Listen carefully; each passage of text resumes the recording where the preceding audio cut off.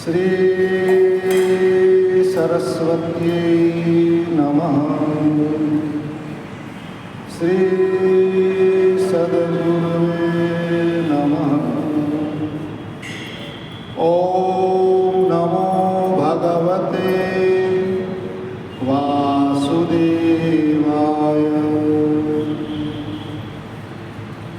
वक्रतुंड महाकाय सूर्यकोटि समप्रभ निर्विघ्नं कुरु मे देव शुभकार्येषु सर्वदा। वंशी विभूषितकरा नवनीरदाभा पीताम्बरा अरुणबिम्बफलाधरोष्ठा पूर्णेन्दुसुन्दरमुखा अरविन्दनेत्रा कृष्णात् परं किमपि तत्त्वमहं न जाने। कृष्णस्त्वदीयपदपङ्कजं पञ्जरान्ते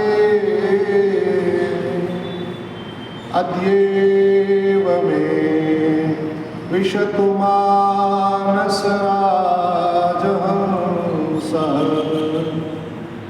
प्राणप्रयाणसमये कफवातपित्तैः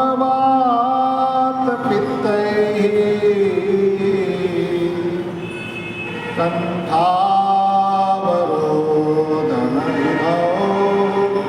स्मरणं कुतस्ते। श्रीद्वारकेश भगवन् भुवनैकवन्द्य याचेतवाङ्घ्रियुगलं शिरसाभिवन्द्य। संसारतापपरितप्तमिदं मनो मे स्वानन्दकन्दरसपानरतं कुरुष्व। बोलिए श्री द्वारिकाधीश जय हो। श्री बालकृष्ण भगवान की जय हो। श्री रामचंद्र भगवान की जय हो। श्री सद्गुरु भगवान की जय हो। ओम नमः पार्वती पतये हर हर महादेव। हर हरे राम हरे राम राम राम हरे हरे। हरे राम हरे राम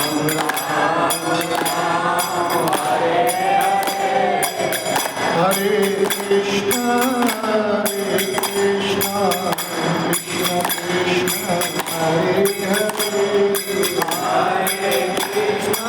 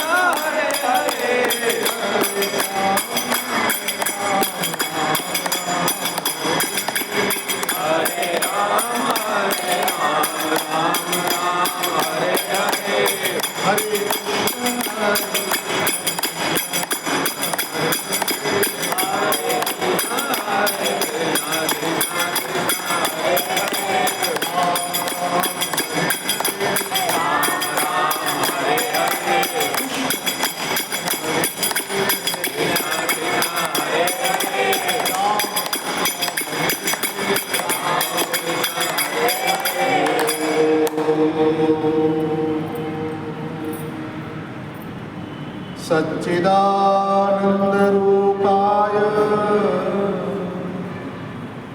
विश्वोत्पत्त्यादिहेतवे तापत्रयविनाशाय श्रीकृष्णाय वयं नुमः। वासनाद् वासुदेवस्य वासितं भुवनत्रयं सर्वभूतनिवासोऽसि वासुदेव नमोऽस्तु ते। गुरुर्ब्रह्मा गुरुर्विष्णु गुरुर्देवो महेश्वर गुरुर्साक्षात् परब्रह्म तस्मै श्री गुरवे नमः। कृष्णं नारायणं वन्दे कृष्णं वन्दे व्रजप्रियं कृष्णं द्वैपायनं वन्दे श्रीकृष्णं वन्दे वृथासुतं श्रीकृष्णं वन्दे वृथासुतं। श्री गोवर्धननाथ की जय हो। श्री व्यास नारायण भगवान की जय हो। श्री सुखदेव जी महाराज की जय हो। श्री परीक्षित जी महाराज की जय हो। सब संतन की जय हो। सब भक्तन की जय हो। श्रीमद् भागवत नित्य सत्संग कथा में श्रीमद् भागवत का महात्म्य पद्म पुराण कह रहा है। कल हमने देखा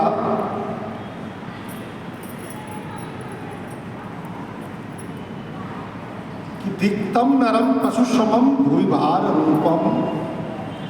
मनुष्य जीवन मिलने के बाद जो व्यक्ति सत्संग नहीं करता है, भागवत नहीं सुनता है, उनको धिक्कार, उस नर को धिक्कार है। धिक्तम नरम पशुश्रमम, वो पशु समान है। खाना पीना सोना और कुछ जो मनुष्य जीवन का विशिष्ट कर्तव्य जो है। और श्रीमद् भागवत तो कहते हैं कि वैकुंठ की सीढ़ी है, डायरेक्ट चढ़ जाओ, डायरेक्ट वैकुंठ, और कुछ डायरेक्ट परमात्मा। मतलब वैकुंठ एक विशेष भगवान का निवास स्थान की बात हमारे ऋषियों ने, हमारे संतों ने बताई। भगवान तो क्या वैकुंठ में है।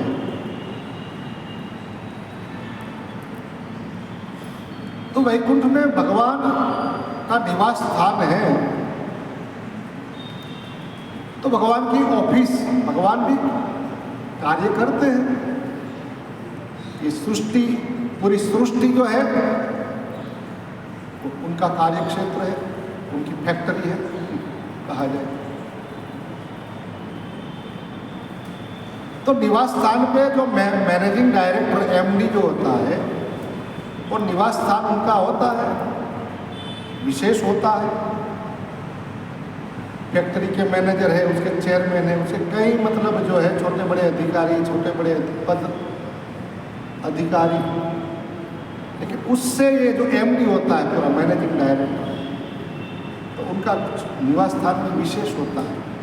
वहाँ हर कोई प्रवेश नहीं कर पाता है,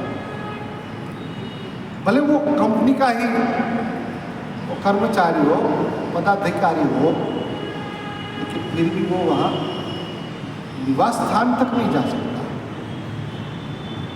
ऑफिस में अपॉइंटमेंट है उनकी, उस हिसाब से ऑफिस में भी जाने के लिए भी परमिशन, समय वो चाहता है कि नहीं मिलने के लिए,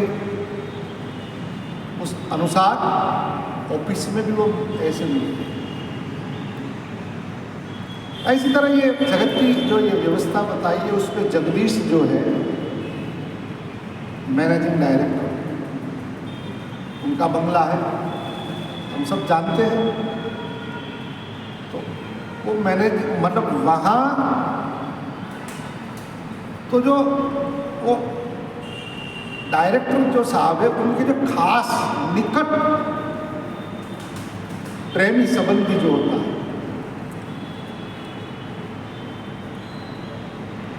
वो वहाँ जा सकते हैं। लेकिन वो परिवार लेकर बैठे, लक्ष्मी जी आदि अपना परिवार के साथ भगवान में बैठे, तो परिवार को भी समय देना है। और जब परिवार राजी होंगे कि नहीं भाई वो उसको आने दो, तब ये बात बनती है। तो वैकुंठ के लिए तो थोड़ा मुश्किल सा लग रहा है। वहाँ वो बंगला तो वो फैक्ट्री या ऑफिस जो है उससे कहीं दूर होती है व्यवस्था, फैक्ट्री से या ऑफिस से उसका निवास स्थान दूर रहता है, और वहाँ भी उनके तक मतलब ड्राइंग रूम तक पहुँचना और दुर्गम होता है।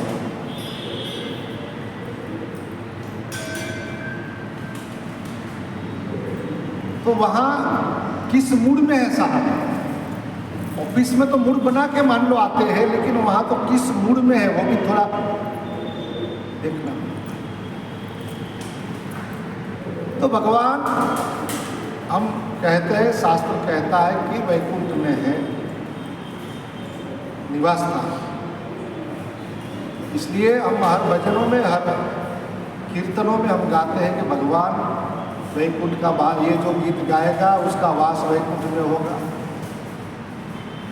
ये गीत जो गाएगा भगवान गोपाल कृष्ण को मानने वाले तो ये गोलोक में वास होगा, राम जी के उपासक तो के सांकेत में वास होगा। तो ऐसे वही अनेक रूप में परमात्मा प्रकट होते हैं, और जो अपने इष्ट भाव से भक्त लोग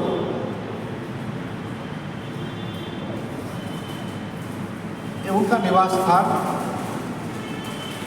अपने अपने हिसाब से, अपने अपने मत से वो कहते हैं। हमें करने जाते हैं दो लोग,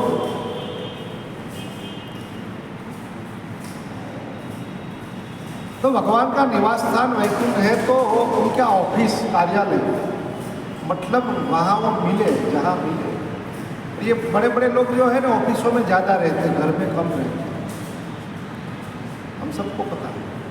तो जितना बड़ा ज़्यादा जो अपनी जिम्मेदारी लेकर बैठा है, वो परिवार को समय कम दे पाते हैं, और ऐसे ऑफिसों में ज़्यादा रहते हैं।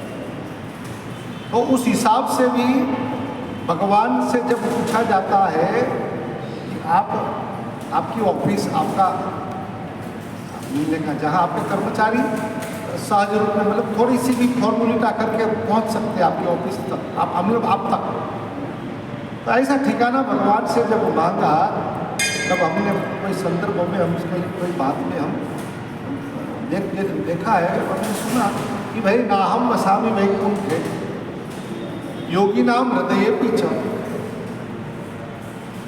मदभक्ता यत्र गायत्री। मेरी परमानेंट ऑफिस जो है मेरे भक्त लोग जहाँ कथा चल रही है, मेरा गुणानुवाद जहाँ गाया जाता है, जहाँ पूरी सृष्टि का मैनेज मतलब विवेक का जहाँ विवेक की चर्चा जहाँ की जाती है, सत्संग की चर्चा जहाँ की जाती है, वहाँ में रहता हूँ। और ऐसे स्थान में जहाँ भगवान जहाँ रहते हैं वहाँ सहज में अपना हम जो मिलना है वो हो जाता है। और हमारी जो भी कुछ समस्या है, जो भी कुछ बात है, वो बात हम कह के हम कार्य काम करवा सकते हैं। तो आसान से आसान जो काम भी हमारा जो है ये सत्संग में, ये भागवती कथाओं में बन पाता है।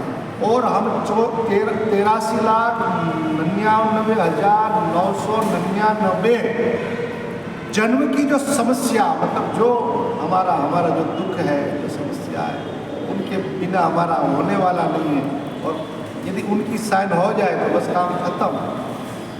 तो वो करवाने के लिए हम इतने जन्म हम भटके भटके भटके, और ये जन्म में मतलब यहाँ परमिट, ये उनको मिलने की परमिशन, मनुष्य जो देह है ना वो नारायण नर को मिलने की परमिशन नारायण तक की, मतलब ये नर देह से ही ये व्यवस्था है डायरेक्ट। ये नर यदि अपनी बुद्धि में विवेक को बना के वो जो चाहे तो डायरेक्ट बिना कुछ, बाकी वहाँ भेद नहीं है परमात्मा की उस सृष्टि में, भेद नहीं है। जरूर भाई तो कुत्ता तो भाई कुत्ता भी पा सकता है, लेकिन उसकी बुद्धि में सत्संग की समझ नहीं आती। शायद उसको बिठाया जाएगा सत्संग में तो भी वो, और पूर्व का उसका कुछ संचित नहीं है, पूर्व का कोई कुछ संचित नहीं है, उस हिसाब से वो कुत्ता है। अब डायरेक्टर कौन है? तो कि डायरेक्टर भी सामान्य मतलब मनुष्य ही, मतलब 2 हाथ 2 कान 2,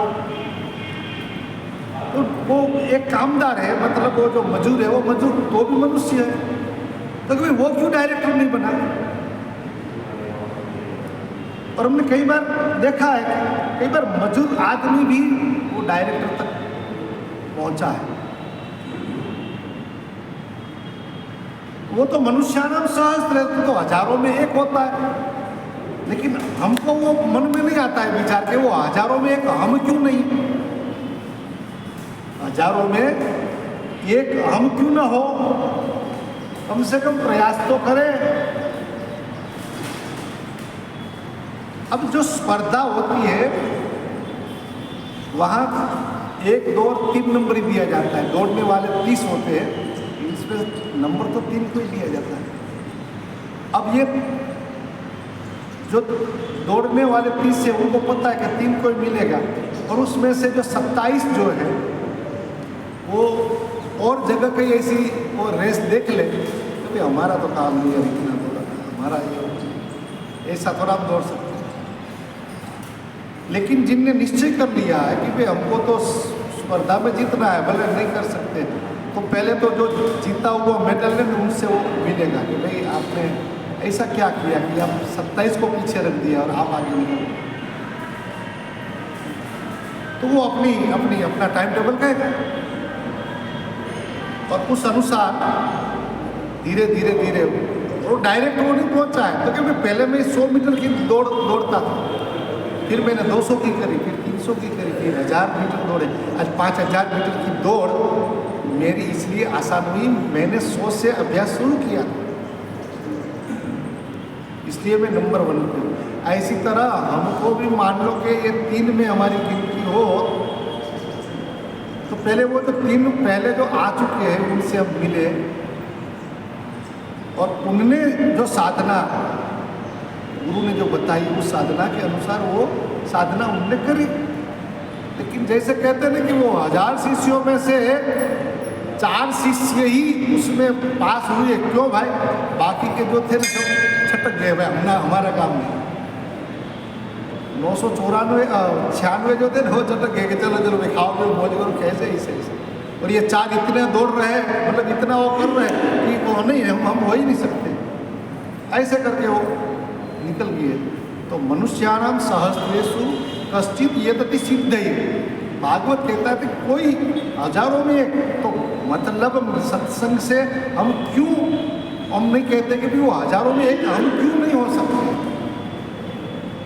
और हजारों में एक हुआ है, हुआ तो है, हुआ तो है।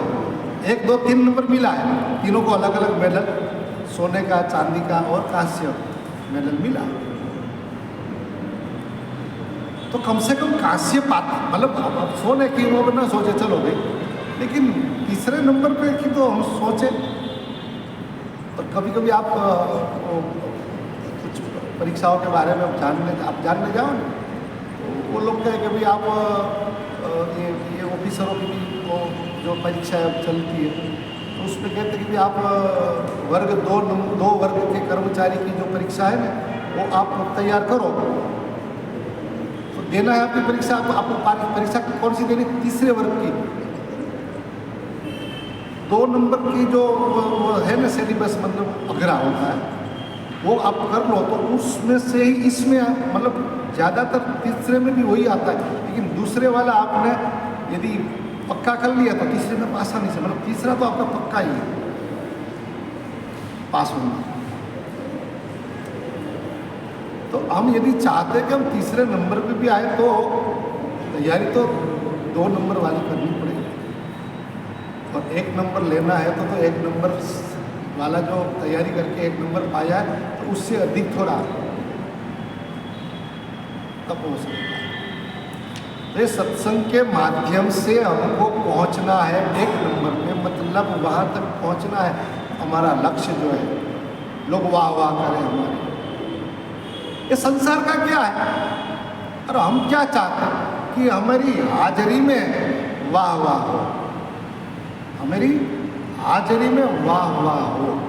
हमारी गैर मौजूदगी, मतलब हमारी गैर हाजिरी है ही नहीं, वो हमारी गैर समझन है, हमारा वो अविवेक है। अजो नित्यम शाश्वत हो, पुराना, हम शाश्वत है, हम नित्य है। हम कौन है, शरीर नहीं है। तो हम होते होंगे तो मतलब तू तो है, अरे भाई हमका वो था तो मर गए, नहीं। जलाराम पापा के बारे में हम बताए, या नरसिंह मेहता के बारे में हम बताए, या मीरा के बारे में बताए, आज जो हम नाम ले रहे हैं। अब मीरा की इसके बाद कितनी पीढ़ी चल गई। मीराबाई के बाद उसके परिवार में, नैनीहाल में कहो, अपने पियर में कहो, और अपने ससुर पक्ष में कहो, कितनी पीढ़ी चल गई। इसी तरह हमारे परिवारों में भी कितनी पीढ़ी चल गई। तो हमारे परिवार में पिछले 7 पीढ़ी किसको याद है, नाना के नाना का नाम किसको याद है। और आज हम कहते हैं ना सब बच्चे लोग एडवांस हो गए, बच्चे लोग होशियार हो गए। सही नहीं होशियार हो गए। कभी कभी पूछा जाता है, बेटा तेरे दादा के पापा का नाम क्या है, मतलब पापा के पापा, तो कि वो बरोबर, वो तो दादा का नाम तो याद होता है, वो तो अक्सर लिया जाता है। तो फिर हम कहते हैं वो दादा का नाम बरोबर है, चल बेटा अब दादा के पापा का नाम क्या है, वो याद नहीं है, वो याद नहीं है। तो वो जवाब क्या देता है एडवांस बच्चा, वो याद रखने जैसा होगा नहीं, वो याद रखने जैसा, मतलब ऐसा काम नहीं किया तो इसलिए तो याद नहीं। बाकी जलाराम को याद रखते हैं, मीरा को याद रखते हैं, रखा है। तो कुछ करनी है इसे कर चलो। जब तक शरीर मिला है तब तक ये कर्म है, शरीर नहीं है तो कर्म नहीं है। और ऐसा कर्म करोगे कर्म करना ही ना पड़े, ऐसा बोलोगे बोलना ना पड़े, ऐसा जपोगे जपना ना पड़े। ये सब बातें हम सुनते, ऐसा जपो कि जपना ना पड़े।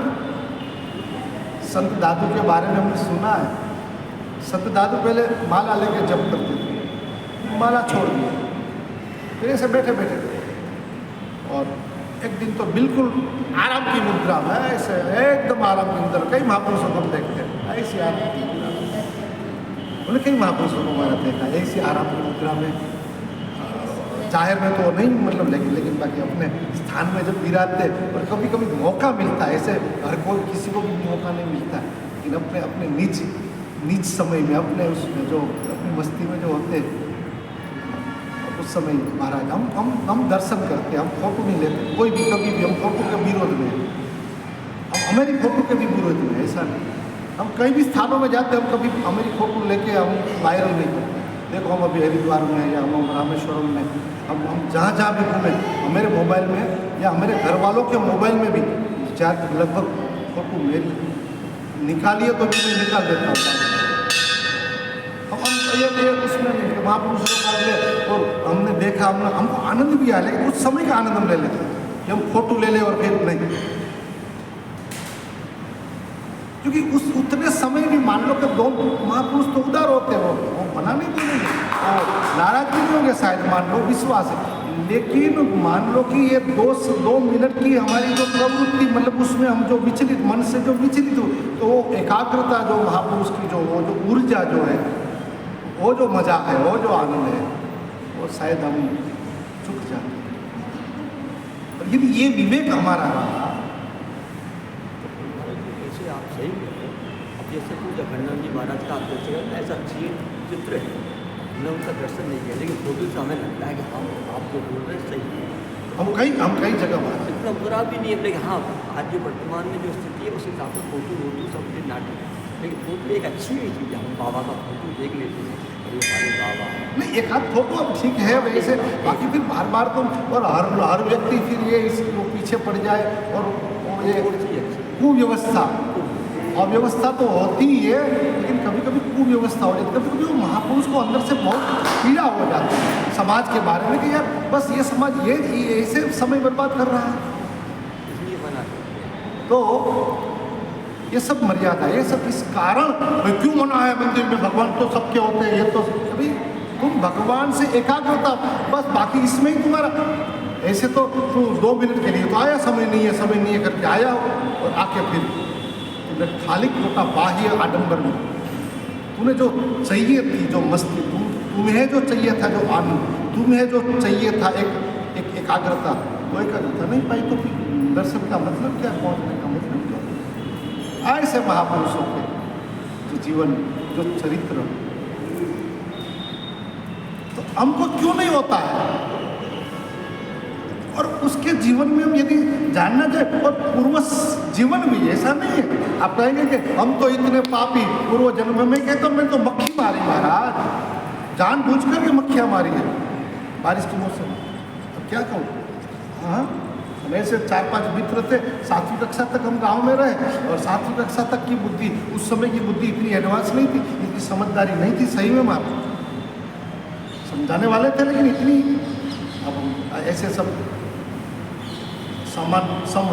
समान वय वाले सब इकट्ठे होते थे। हमारे देहातों में बारिश के मौसम में मक्खियाँ बहुत होया करती थी महाराज, तो कभी पाँख तोड़ देते थे सब, कहीं टांगे तोड़ देते थे, कहीं पूरी मार देते थे, जान बुझ के हमने मारी है, तो क्या कर। तो ऐसे कई लोग निराश हो जाते हैं कि हमने तो ऐसा पाप किया, हम ऐसे हो ही नहीं सकते, एक अक्षर तक हमारी कोई नहीं, बस आपने स्वीकार कर लिया। अपने सबसे पहली बात है कि दुर्गुण या पाप का स्वीकार कर लिया, वही श्रेष्ठता है। बाकी पुण्य का है या सद्गुण का तो सब जाहिरात स्वीकार किया, बिना उस अपना वो प्रयास करते हैं प्रचार प्रसार, लेकिन ऐसा नहीं है महाराज। हम लोगों ने चोरी नहीं करी। ओ बहन, कई छोकरा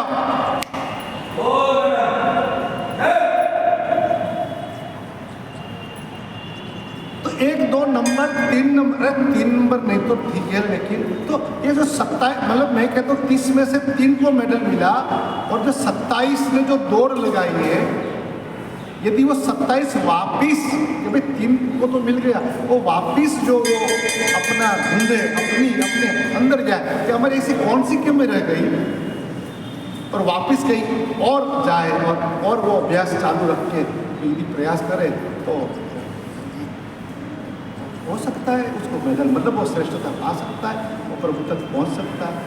ऐसी तरह तो इसलिए कठिनाई तो इसलिए बताई जाती है, और कठिनाई सीधा सा बात है, यदि आपने कठिनाई समझ ली तो सरलता में तो सुख ही है। तो महाराज भगवान का परमानेंट जो ठिकाना है, परमानेंट ऑफिस जो है, मद भक्ता यत्र गायन्ति तत्र तिष्ठामि नारद। तो मनुष्य जीवन मिलने के बाद ये पता मिल गया है, और उनके सिवा हमारा कोई पता है ही नहीं, पता लगेगा भी नहीं। तो उनका पता लगाने का जो साधन है वही मनुष्य जीवन है। और मनुष्य जीवन मिलने के बाद हमारा संत, हमारे शास्त्र महापुरुष कहते हैं कि इतना सुलभ होने के बाद भी यदि वो जो भागवत कथा नहीं सुनते हैं तो दिक्तम नरम पशु समम भूवि भार रूप, वो क्या है? भार रूप। और तृणम खादंती, तो देश में तो और ऋषि आगे जाते हैं, और ऋषि आगे कहते हैं यहाँ तो भार रूप का, लेकिन वो तो वहाँ तक कहते हैं कि साहित्य संगीत कला विहीन साक्षात पशु उच्च विषाणहीन तृणन्न खादंती च जीवमान तद भागधेयम परमम पशुना। वो तो पशुओं का परम सद्भाग्य रहा, मान लो कि ये पशु रूप होने के बाद भी वो मान लो घास नहीं खाता है। मान लो कि पशु रूप तो है, ऐसे भी जीव, ऐसा व्यक्ति कौन है? तो कि पशु समान है, जो न सत्संग सुनते हैं ना,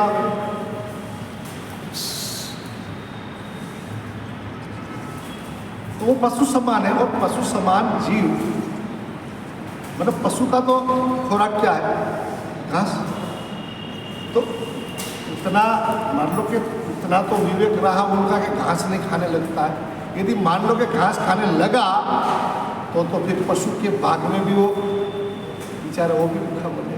इसलिए पशुओं में परम भाग्य वो है कि इतना विवेक है कि तुरंत न खादंती जीव मानव, और न घास खाते हुए भी वो जी रहा है, और वो पशुओं का परम भाग्य है। तो दिक्तम नरम पशु, कल हमने देखा कि सूरदास जैसे संत भी थोड़े आक्रामक हो गए।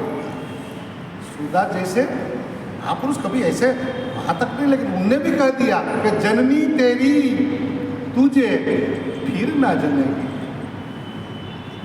अब ना बनी तो फिर क्या, मिला जन्म तूने बिरथा गवायो, न सत्संग किन हो न हरि गुण गायो। न सत्संग किया, दो काम,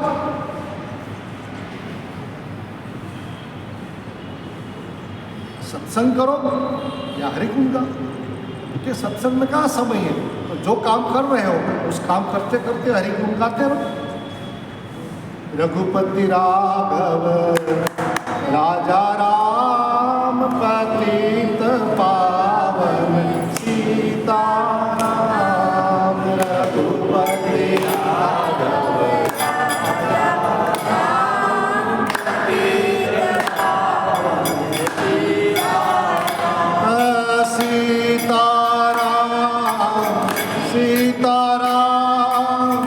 भज प्यारे तू सीताराम।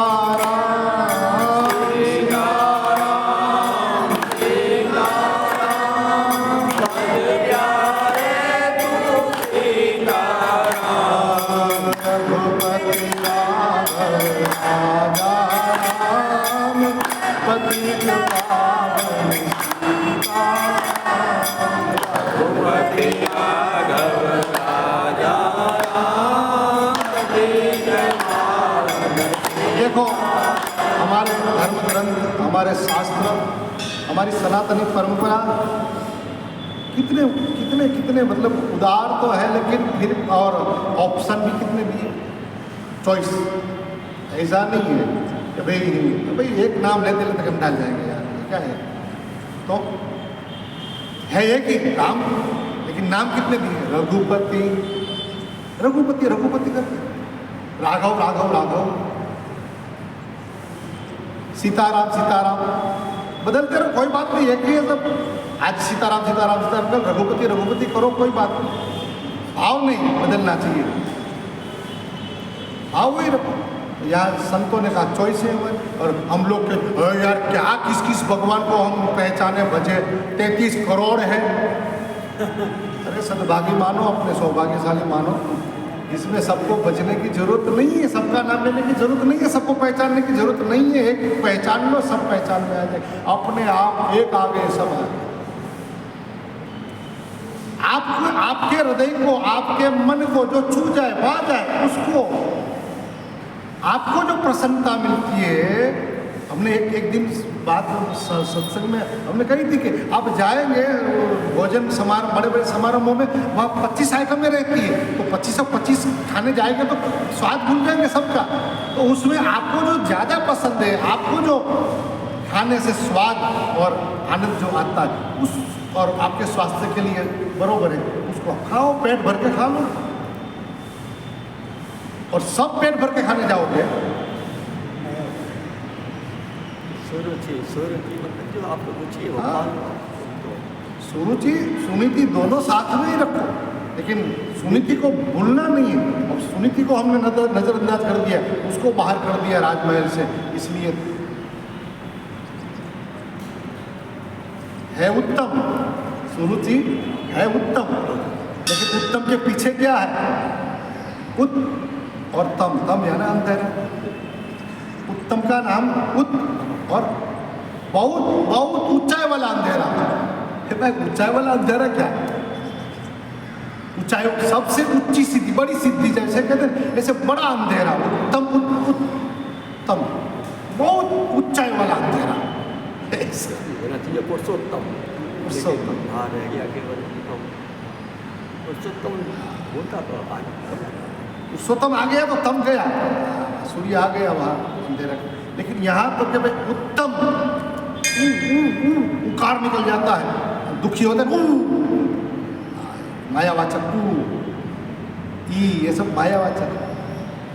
असे शुरू है, अकारो वासुदेव, अकार फिर असे, असे जो भी खेल खेलना खेलो ने असे।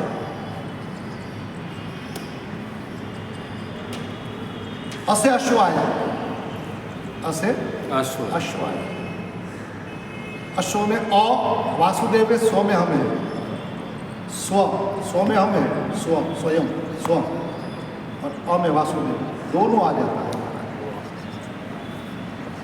और आगे जाने की जरूरत नहीं, अ फिर आ, अ में अ का ही आ है, आ में हम दोनों आ गए, फिर आगे जाने की जरूरत नहीं। ई में गए तो गए, ई गए है। इकारांत शब्द है ना स्त्रीलिंग है, मतलब स्त्रियों के लिए ज्यादा इकारांत में ई लगता है, स्त्रियों को ज्यादा लगता है। अकेला है, अ में कोई नहीं, फिर आ गया तो वहां द्वंद्व हो गया। और लगभग आ शब्द जो है ना स्त्रियों को लगता है, पुरुष को नहीं लगता है। रमेश, महेश, महेंद्र, जितेंद्र, बस अ, लेकिन वही आप लगाएंगे तो रमा, लता, आ, फिर वहां से नया शुरू हो जाए। और इसे तो और भी गंभीर, और ऊ आया, बाप रे।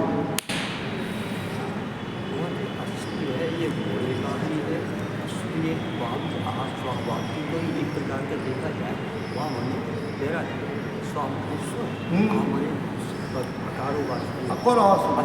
सबको समाया हुआ, सब अश्वों में समा गया, सब पूरी सृष्टि। और इसलिए महाराज अश्वों की सवारी जो है ना बहुत, लेकिन वही अश्वों को यदि नियंत्रित करते तो अग्रह है महाराज, तो क्या रथ के साथ जोड़ दो, आप आराम से। तो रथ के साथ जोड़ने के लिए महाराज सारथी चाहिए, ठीक उसको चलाने आप आराम से पहुंच जाए, लेकिन सारथी चाहिए। और वो सारथी आप उसको सदगुरु को हो या कृष्ण को हो, कृष्ण बन गए जगतगुरु, सारथी यदि कृष्ण बन गए तो अपना रथ आप सो जाओ, नहीं अपने आप पहुंच जाते हैं। असवारी, असवारी, सवाल भी है असवाल। वाह। तो महाराज ये मनुष्य जीवन इसलिए मिला है, और यदि मिलने के बाद जो ये शास्त्र नहीं सुनता है, सत्संग नहीं करता है, और इतनी बड़ी व्यवस्था होने के बाद भी इनकी बड़ी व्यवस्था कि कितने नाम, हर एक नाम में इतना आनंद है, वही भरा है, लेकिन फिर भी इतनी चॉइस होने के बाद भी अब जो हम ना जपे तो फिर हमसे बड़ा दुर्भागी और कोई हो ही नहीं सकता है। भागवत के न्याय से, महात्माओं की वाणी से हम जो समझते हैं, रघुपति राघव ए राजा राम पतित पावन सीताराम। कैसा है मेरे परमात्मा? पतित पावन। तू कितना भी पतित है कोई बात नहीं, तुझे पावन करेंगे वो। यहाँ आशीर्वाद आश्वासन दोनों है। आश्वासन कितना भी पतित है, मैं कहता हूँ ना कि पूर्व, अरे लगभग आप जो भी महापुरुष गोल्ड मेडलिस्ट आपसे, लेकिन उसका पूर्व जीवन आप जानेंगे तो वो लगभग थोड़ा बहुत, लेकिन वो सब महापुरुष का अनुभव आप सुनेंगे तो कहेंगे कि हमको एक महात्मा मिल गए, या एक कथा में हम बैठ गए और वो कथा में हमको मिल गया, और तब से हमारा जीवन जो है वहाँ से। तो जो भी कुछ है आप, लेकिन सत्कर्म और सत्संग दो, तो आप सत्संग में नहीं समय निकाल पाते या न समझ पाते हैं, या आपको मतलब उसमें ज़्यादा रुचि नहीं हो सकती है, तो सत्कर्म मतलब वो कर्म में सत्य यानी सच्चिदानंद रूपाय भगवान को जोड़ दो। तो यहाँ महापुरुष कहते हैं रघुपति राघव राजा राम पतित पावन सीताराम, कुछ भी बजो, लेकिन हम जो है नहीं बजने वाले। रात्रे निद्रा दिवसे काम क्या रे भजिशु सीताराम। अब रात में सो जाते महाराज, पूरे दिन काम करते करते थक जाते, तो रात में सो जाते। अब कब बजे महाराज? लेकिन संत छोड़ेगा नहीं उसको, जब तक संत नहीं बनाएगा, जब तक उसको सत्कर्म में नहीं जोड़ा है, तो करता जाओ। अब आज से काम करना है, बरोबर? तो आज काम करता जाए। अब जीव, उस समय जीव को तो कुछ काम नहीं आता, कि मुख से बोलिए से करता जाए घर का काम, मुख से बोलो श्री भगवान रघुपति राघव राजा राम पतित पावन। काम में राम को जोड़ दो। अब जब आपको विचार या आपको कुछ गणित या उस हिसाब का लेना है, उस समय मत लो, और भाई साहब बैठ गया, लेवल हो गया, बाद में आप राम राम राम राम जपते जपते अपने काम जो भी। आजकल हम जो मुसाफरी में घंटों लगाती ही ट्रेन है, कई बार ट्रैफिक के कारण बसें रुक जाती है 2 घंटा, और आय मत करो, हरी करो, करने से फायदा भी क्या। कई महापुरुषों ने हमको ये अपने अनुभव बताए कि वहाँ फंसने के बाद हाईवे जाम चारों ओर हो गया है, और हमारी गाड़ी बस या फंसी हुई, हम बैठे और अनाउंस हो गया कि 4 घंटे तक ये आपका कोई निकाल नहीं है। अभी आया है मेरा कब निकला, अब बोल दिया 4 घंटा, लेकिन होगा कब 4 घंटा ही? वो तू गणित कर ले में 60 मिनट का 1 घंटा, अच्छा 240 मिनट होगी तब हो जाएगी। अरे यार 240 मिनट कब होगी? वो उसका कोई जवाब, अब कैसे होगी तो उसका जवाब है पता भी नहीं चलेगा। रघुपति राघव राजा राम पतित पावन सीताराम सीताराम सीताराम भज प्यारे तू सीताराम सीताराम सीताराम भज प्यारे तू। और हमारी साधना पंथ में महाराज दूसरा क्या है? एक तो चॉइस है, जो भी नाम, जितने भी नाम आप जोड़ना चाहो जोड़ दो। दूसरा आप जो भजन मतलब पहले तो गा सकते हैं आप सुर में, ताल में, बिल्कुल आप ये नाम को बिठा सकते हैं। दूसरा, जो भी राग में, जो भी सुर में, शास्त्रीय राग कई प्रकार के, भैरव राग है, भैरवी है, भाग्यश्री है, मुझे बहुत भाग्यश्री प्रिय है। तो कई लोगों को मतलब रागों की भी अपनी अपनी वो होती है, तो भाग्यश्री है। हर राग में नारायण बैठ जाते हैं और नाम बैठ जाता है, वो धुन बैठ जाती है, वो भजन बैठ जाता है। आप अभ्यास करो तो आपके राग, आपकी जो चॉइस है, आपको जो पसंद है वो राग सुनना, राग गाना, और राग में भी बैठ जाता है। हमारे महापुरुष कहते हैं अनुराग के साथ गाओ, वही राग हो जाता है। और ऐसे राग का मतलब एक ममता भी है, एक राग का मतलब एक प्रकार का जहाँ आकर्षण होता है वो राग मतलब मोह। तो ये आप कोई भी राग में गाओ, ऐसा राग मतलब कि वो आप अनुराग हो जाएगा, आपका आकर्षण हो जाएगा।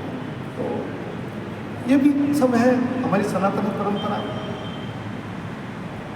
औरों को ना देखे, औरों को ना करे, औरों की ना सुने, शास्त्रों की सुनो, संतों की जो एक अनुभूति है, पहले नंबर जो आज है, मीरा भी कौन नंबर उसका टाल सकता है, नरसिंह साहब एक नंबर में।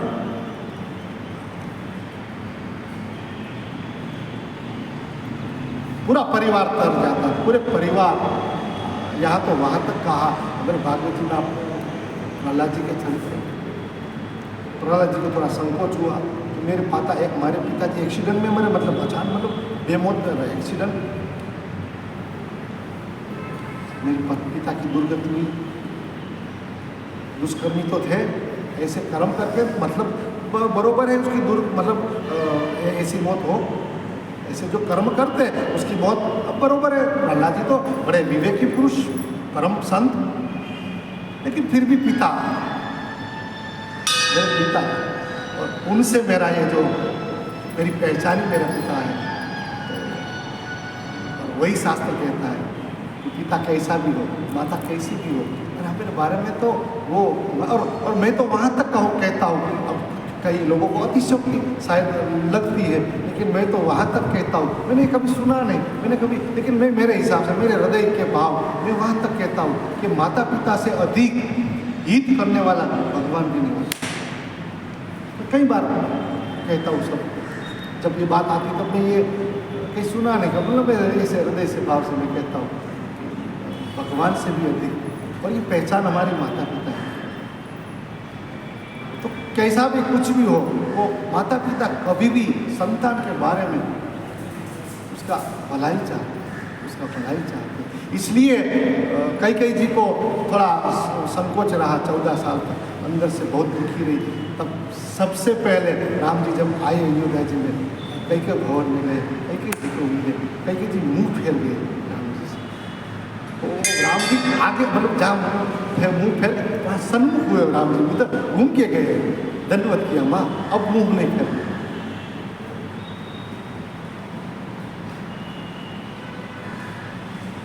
ये तूने देखा ना मेरा,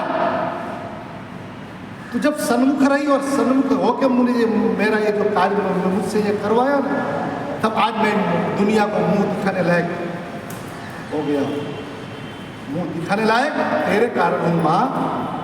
आज तूने जो वनवास नहीं दिया होता तो सबसे पहली बात ये कि मैं पिता का वचन मान के जो गया हूँ तो पितृपालक, और दूसरा माँ मैं वन में नहीं गया होता तो ये तपस्या, क्योंकि राजभवन में तो सुख ही, तपस्या क्या है ये नहीं, हम संतों का दर्शन नहीं कर पाते। हनुमान की एक सेवा भक्ति क्या है वो हम जान सकते हैं। एक पत्नी का त्याग क्या है, एक भाई का प्रेम क्या है, वो हम नहीं पहचान पाते। आज माँ जो भी कुछ है तेरे कारण दिया। यदि तूने वनवास नहीं दिया होता तो केवल दशरथ का राम कहलाता, आज समष्टि का राम हो गया। तो ये जो माता पिता है हमारा, कभी भी कुछ भी हो, लेकिन समता के बारे में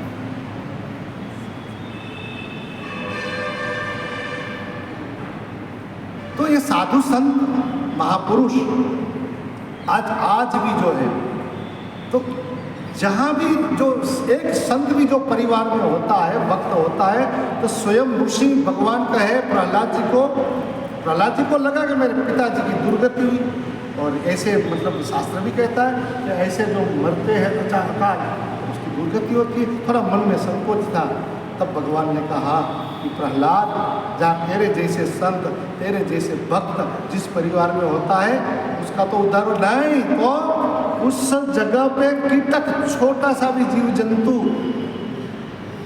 वो प्रदेश में जो रहता है जहाँ तेरे जैसे भक्त संत रहते, उसकी भी सदगति होती है। ये तो तेरे पिता थे। जहाँ जहाँ भी ऐसे संत विराजमान होते हैं वहाँ कीटक मतलब जीव जंतु भी, उसकी भी गति हो जाती है, उसकी भी दुर्गति नहीं होती है महाराज। तो हम तो वो कहते हैं कि वो ये जो महापुरुष है, आज जो गोल्ड मेडल मतलब पहले नंबर पे, आज भी जाने के बाद भी मतलब शाश्वत, क्यों?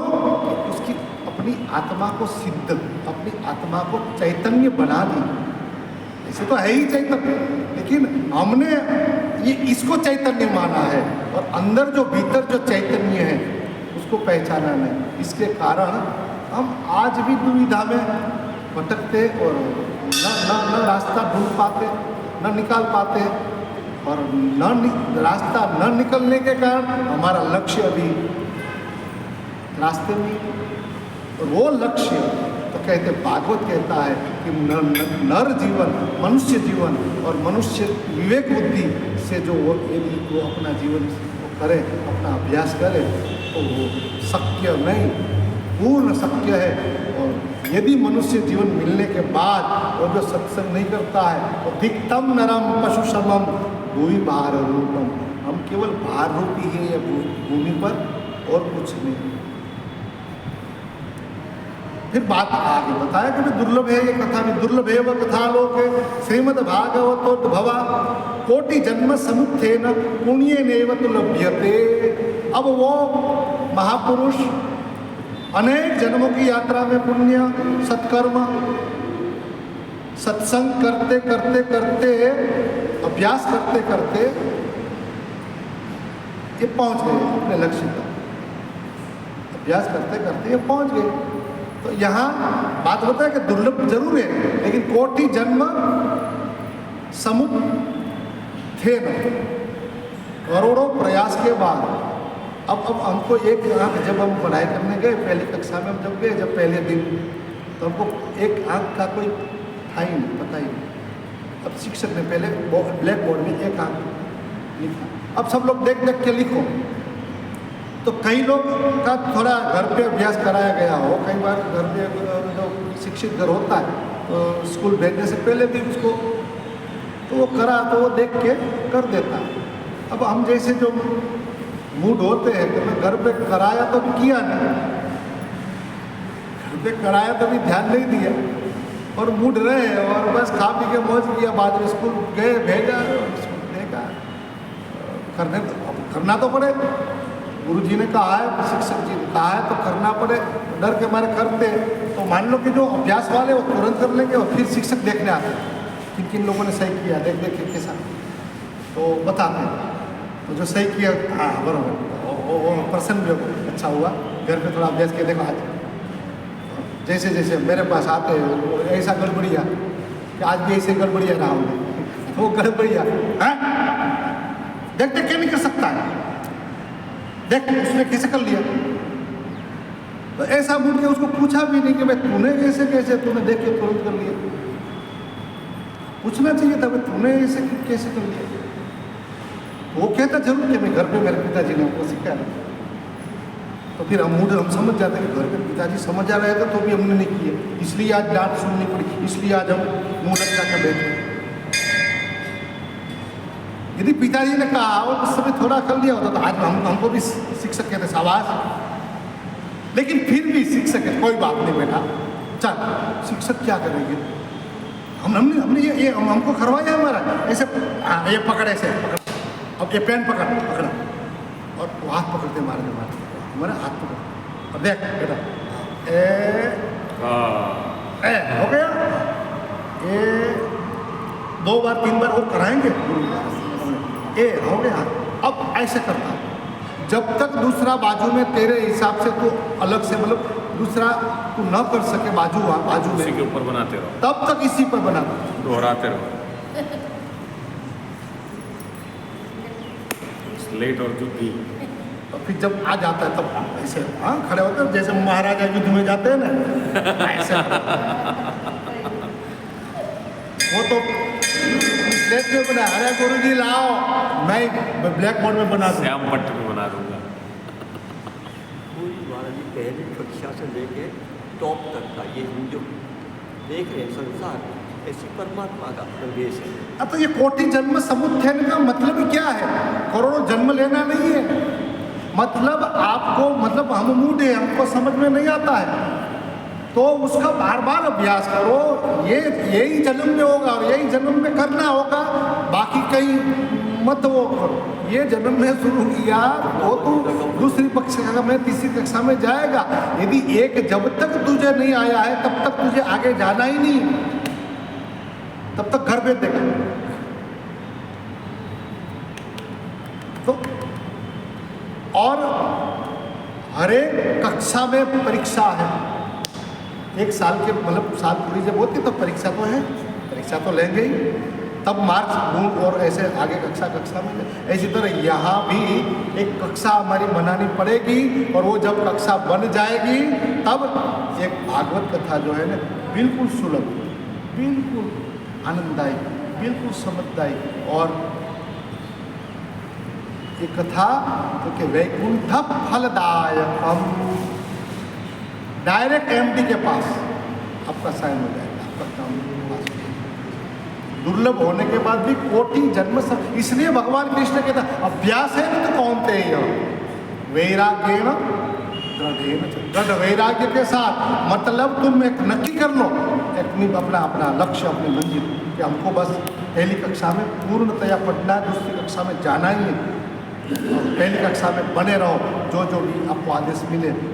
हाँ पूरा पढ़ाया जाता है लेकिन फिर भी अभ्यास के लिए होमवर्क देते हैं गुरुजी शिक्षक। होमवर्क में इतना कल लिख के आना, ये जो आज हमने आज पढ़ा ना उसका स्वाध्याय के इतने प्रश्न, इतने कहावत, इतना ये सब लिख के आना, फिर घर जाके उसका लेसन जब करना पड़ता है।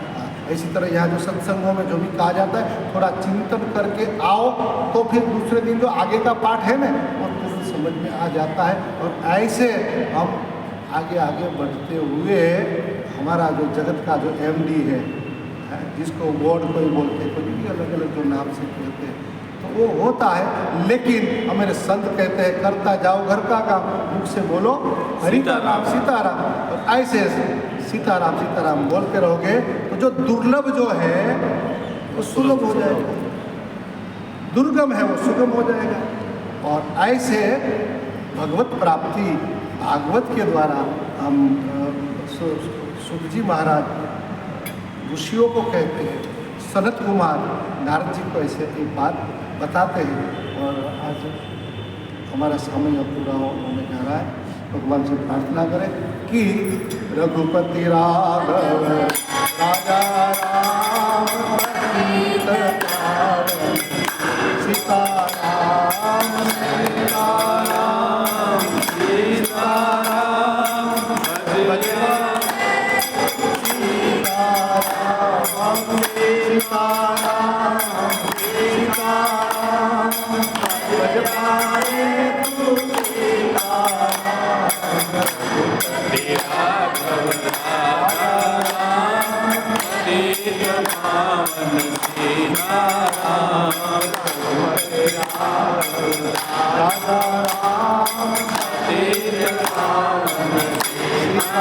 तो दुर्लभ है, सुलभ हो जाए नारायण की कृपा से। बस करता जाए घर का काम, मुख से बोलो श्री भगवान सीताराम। और ऐसे करते करते तो ये दुर्लभ कथा बने हैं। और एक सत्संग, एक कथाई जो है भगवान की कचहरी है। कथा क्या है? भगवान की कथा भी है। कथा में आओ तो भगवान जरूर मिल जाएंगे। लेकिन वो कथा तो क्या दुर्लभ है, वो दुर्लभ क्योंकि ऐसे सुलभ हो जाती है। और सुलभ होने के बाद कैसे सुने, तो कहते हैं कि वो सुलभ होने के लिए, जैसे हमने कहा ना, स्कूल में जाओ पढ़ाई करो, फिर होमवर्क, तो होमवर्क यहाँ कहते हैं। कौन सा होमवर्क? तो कि सत्येन ब्रह्मचर्येण सर्वदा श्रवणम मतम, सत्य का व्रत लो, सत्यवादी लो, जितना हो उतना सत्य। ब्रह्मचर्य, ब्रह्मचर्य का मतलब जो शरीर की क्रिया अलग है, मन की प्रवृत्ति अलग है, और आत्मा तो न प्रवृत्ति करता है न निवृत्ति। प्रवृत्ति निवृत्ति दोनों में उनका आनंद है। तो शरीर का गुण धर्म जो है वो शरीर नभाता है, करता है। मन का जो गुण धर्म है, तो ब्रह्मचर्य का मतलब है चरती यानी चलना, गतिशील, मतलब उस ओर जाना। ब्रह्म की ओर जाने की जो गति है उसको ब्रह्मचर्य कहते हैं। ब्रह्म की ओर जाने की जो गति है ब्रह्मचर्य। चरती चराती, भगा उपनिषद का सूत्र है, चरती चराती, चल रहे हैं चला रहे हैं, हम भी चल रहे हैं, औरों को भी साथ में संगच्छत्वम, चला रहे हैं, भगः वही भगवान है। तो सत्येन, सत्य की मंजिल, सत्य का रास्ता, ब्रह्मचर्य ना, लक्ष्य क्या है हमारा? हमारी गति, तो क्या ब्रह्म की ओर जिनकी गति होती है वो ब्रह्मचारी, चाहे फिर लक्ष्मण आगे के प्रति और राम लक्ष्य होता है। हाँ, राम साफ लक्ष्य, जैसे लक्ष्मण जी का लक्ष्य राम, बस कहाँ भी जाए, कहाँ भी बैठे, कुछ भी हो, लेकिन जिसकी दृष्टि, जिसकी मन की गति मति और राम में जो हो जाती है वही ब्रह्मचारी। तो ब्रह्मचर्य ना मतलब कथा सुनने के बाद सत्य का, और ब्रह्मचर्य यानी 24 घंटा बस वही ब्रह्म के विचार में, ब्रह्म की उसमें हमारी गति भी हो जाए। सर्वदा श्रवणम मतम अशक्यत्वात् कलो बोध्यो विशेषोत्र सुखाम। अशक्य है कलयुग में सुनना, ये सब अशक्य है, लेकिन फिर भी हमारे महापुरुष उदार है। मान लो कि ये न कर सको, मतलब ये अशक्य है, हमारा जब सही कहेंगे, सही का जमाना नहीं है, जीत तो सत्य की है, सही की जीत तो सत्य की। चारों युग में सत्य समान, मतलब ऐसा कुछ वो नहीं होता। मान लो कि सूर्य का तेज हम सतयुग में तो नहीं थे मान, लेकिन शास्त्र को पूछा जाए, महापुरुषों को पूछा जाए कि महाराज ये सूर्य का तेज सतयुग में कुछ इससे अधिक कुछ था, या द्वापर में मतलब त्रेता में कुछ डीम हो गया हो, कम हो गया हो, और ये कलयुग में बिल्कुल मतलब ये ऐसा नहीं। तो ऐसी तरह पूछा जाए महापुरुषों को कि महाराज ये जो वृक्ष फल जो दे रहे हैं, तो सतयुग में मतलब हर पत्ता जो है वो फल था, और वो पत्ता बढ़ गया और फल नहीं। जो फल उस समय में जितने जो लगते थे उतने ही फल आज वृक्ष में लग रहे हैं। अब जो नहीं लग रहा है या नहीं हो रहा है तो उसका संशोधन किया जाए, भाई क्या कारण है। तो कई ऐसी जो फैक्ट्रियों वाली जगह जो होती है वहाँ तो पहले ज़मीन की ऐसी हो गई, मरी हुई ज़मीन, कि वहाँ पहले तो झाड़ वृक्ष लगता नहीं है। मान लो कि ज़बरदस्ती लग भी गया तो उसमें फूल नहीं आता है, फल नहीं आता। तो कभी एक प्रदूषण है जो हमारा द्वारा जो किया हो, इसके कारण वहाँ नहीं आता है। तो आप हरिद्वार से आगे मतलब ऋषिकेश देवभूमि आप आगे जाएंगे तो वहाँ कितना भी आप श्रम भी करेंगे ना, शरीर का भी श्रम, थकावट नहीं लगेगी।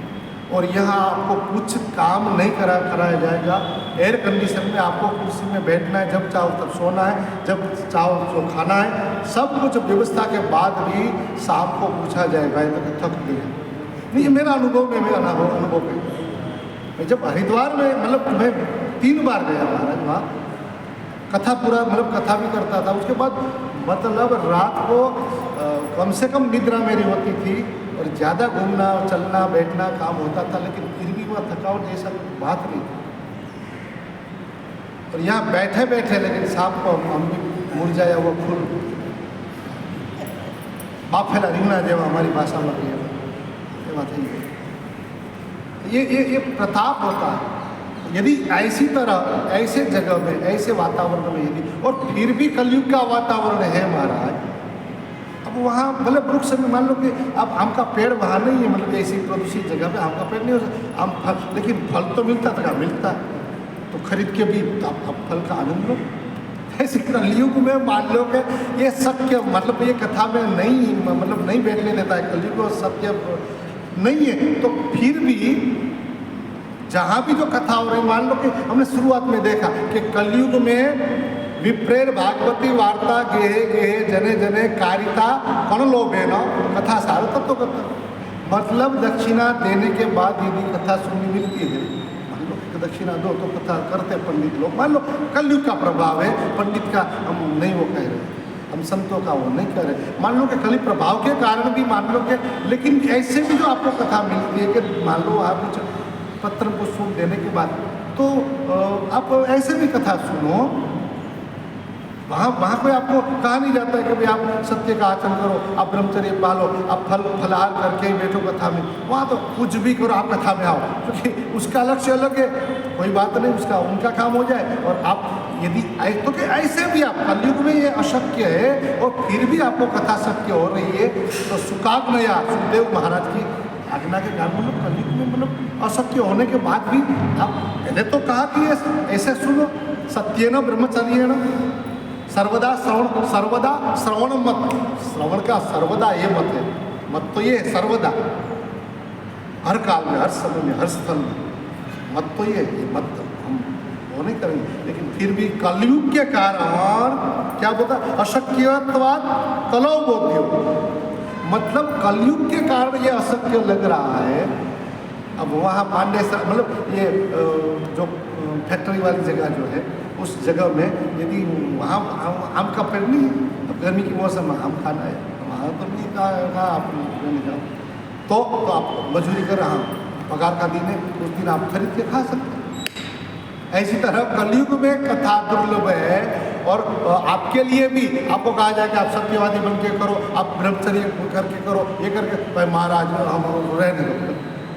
तो इसलिए महापुरुष थोड़े उदार होते हैं, येन केन प्रकार है भले ये कथा मतलब आप सुनो, मनोवृत्ति जयस्व नियमाचरण तथा दीक्षा कर तुम अशक्यत्वात् सप्ताह श्रवणम मतलब सबसे पहले कहा कि विष्णु दीक्षा विहीन न, भगवान नारायण मतलब दीक्षा लिए बगैर आप कथा नहीं सुन सकते। लेकिन यहाँ तो बात फिर बताया कि समय के कारण दीक्षा कर तुम अशक्यत्वात्, यदि आपने दीक्षा नहीं ली है, अशक्य हो गया आपके लिए बोलो दीक्षा लेना और नहीं लिए, फिर भी सप्ताह श्रवणम मतलब, फिर भी सनत कुमार कहते हैं कि आप एक मत वो भी है, फिर भी आप कथा सुनो।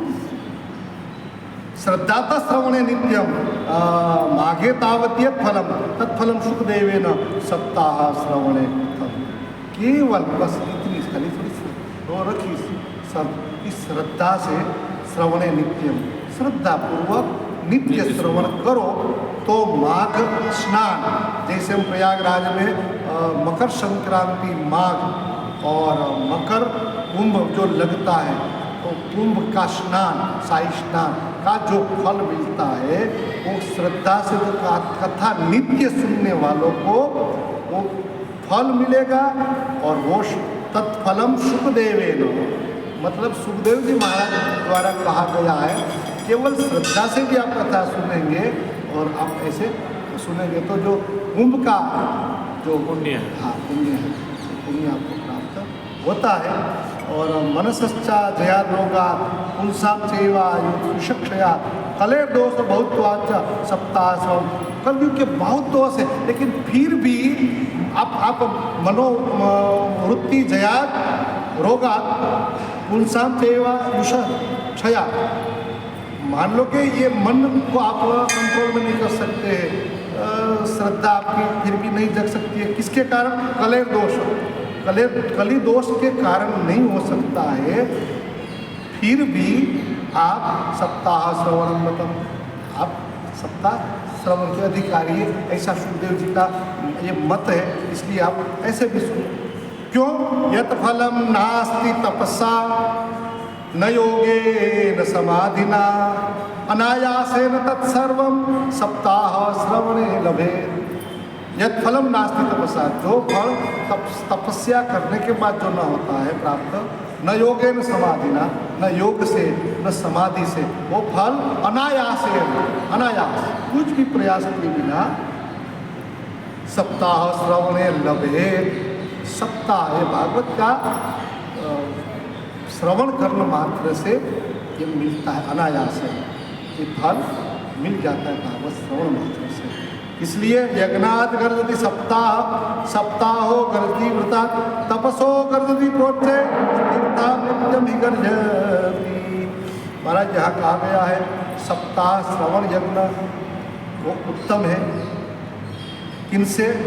यज्ञात गर्जति सप्ताह, जो आप व्रत करते नियम, आप व्रत नियम जो करते हैं उससे उत्तम तो कहते हैं कि ये सप्ताह श्रवण यज्ञ आदि जो आप करते हैं, जो भी पूजा पाठ, उससे उत्तम यज्ञात गर्जति सप्ताह। ये सप्ताह यानी भागवत कथा और यज्ञ आदि कर्म से उत्तम है, ये सब व्रतों से उत्तम है। और तपसो गर्जति प्रोच्चे, तप से भी उत्तम। और तीर्थ सेवन, तीर्था नित्यम गर्जति, आप तीर्थ सेवन करते हो नित्य, और जो फल तीर्थ सेवन का या तपस्या का या यज्ञ आदि कर्म का, उससे भी उत्तम फल सप्ताह गर्जति व्रता।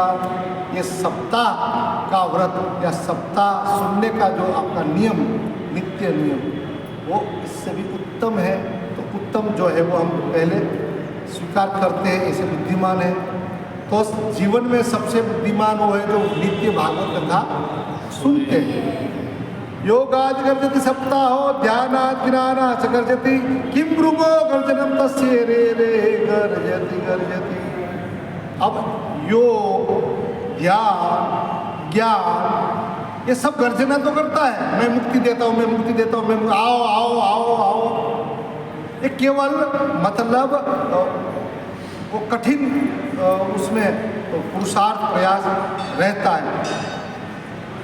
किम ब्रूमो गर्जनम तस्य रे रे गर्जति गर्जति। ये सबसे उत्तम जो गर्जना करते हैं कौन? क्योंकि भागवत सप्ताह का श्रवण, केवल श्रवण।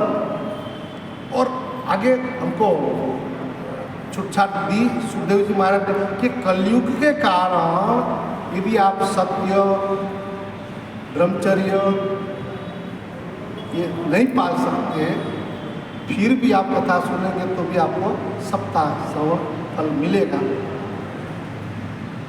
तो ये यज्ञ, तप, दान, ये गर्जना तो करता है कि मुक्ति के लिए बोल बोल तो करता है, लेकिन ये सप्ताह, भागवत सप्ताह, वो भी गर्जना करता है कि हम मुक्ति प्रदान करते हैं। तो महाराज अब यहाँ सुत जी महाराज शंकादि कहते हैं कि ये वो तो केवल बोल करते हैं, लेकिन कहीं बताया है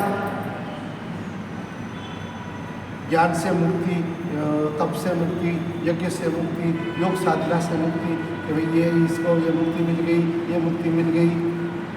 लेकिन यहाँ तो सप्ताह के कारण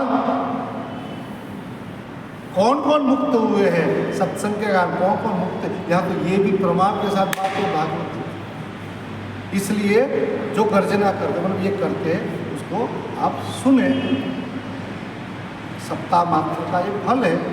और आगे की कथा आज समय पूर्ण हो गया है, तो अब ये गति किन किन को मिली है, कैसे कैसे जीवों को भागवत सुनने के बाद गति मिली है, वो कथा आगे शंकादि मुनि कहेंगे। वो कल सुबह भज मुरली मनोहर, भज मुरली मनोहर,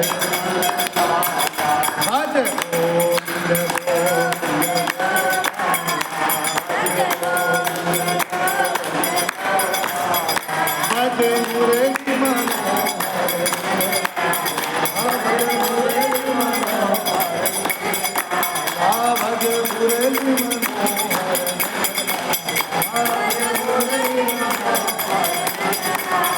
भज गोविंद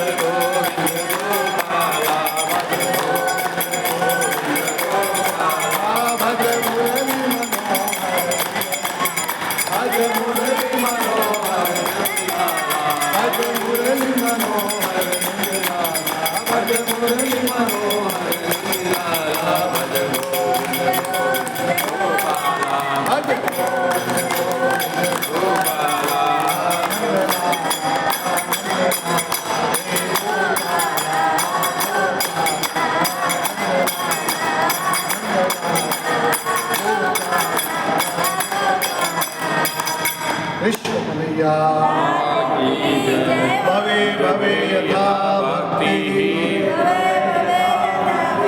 पादयोस्तव जायते तथा पुरुषदेवेश नाथस्त्वं नो यथा प्रभो नाम संकीर्तनं यस्य